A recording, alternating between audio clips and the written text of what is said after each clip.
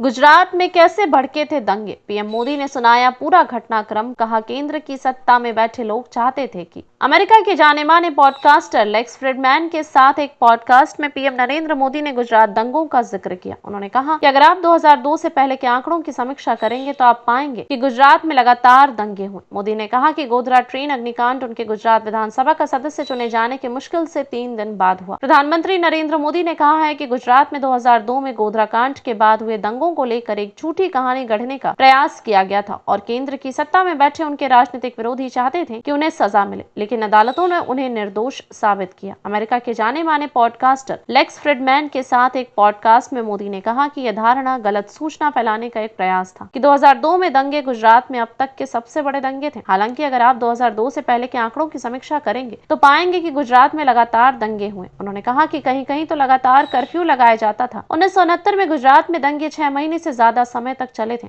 मोदी ने कहा कि गोधरा ट्रेन अग्निकांड उनके गुजरात विधानसभा का सदस्य चुने जाने से मुश्किल से 3 दिन बाद हुआ। यह अकल्पनीय त्रासदी थी, लोगों को जिंदा जलाया गया। मोदी ने कहा कि कंधार विमान अपहरण, संसद पर हमला या यहाँ तक कि 9/11 जैसी घटनाओं की पृष्ठभूमि में आप कल्पना कर सकते हैं और फिर इतने सारे लोगों को मार दिया गया और जिंदा जला दिया गया। आप कल्पना कर सकते हैं कि स्थिति कितनी तनावपूर्ण और अस्थिर थी। पीएम ने कहा कि ऐसा कुछ नहीं होना चाहिए, हम भी ऐसा ही चाहते हैं। अगर हर कोई शांति चाहता है। उस समय गुजरात के मुख्यमंत्री रहे मोदी ने कहा कि गोधरा में हुई बड़ी घटना चिंगारी फैलने का केंद्र बिंदु थी और फिर हिंसा हुई। गोधरा मामले को लेकर फर्जी विमर्श गढ़ा गया, लेकिन अदालतों ने मामले की पूरी तरह से जांच की और हमें पूरी तरह से निर्दोष पाया। प्रधानमंत्री ने कहा कि जब हिंसा हुई तब उनके राजनीतिक विरोधी केंद्र की सत्ता में थे और चाहते थे कि इन आरोपों पर मुझे दंडित किया जाए। वे हमें सजा मिलते देखना चाहते थे। उनके अथक प्रयासों के बावजूद न्यायपालिका ने 2 बार सावधानी पूर्वक स्थिति का विश्लेषण किया और अंततः हमें पूरी तरह से निर्दोष पाया। प्रधानमंत्री ने कहा कि सबसे महत्वपूर्ण बात यह है कि गुजरात, जहां लगभग हर साल हिंसा होती है, वहां 2002 के बाद से दंगे नहीं हुए हैं।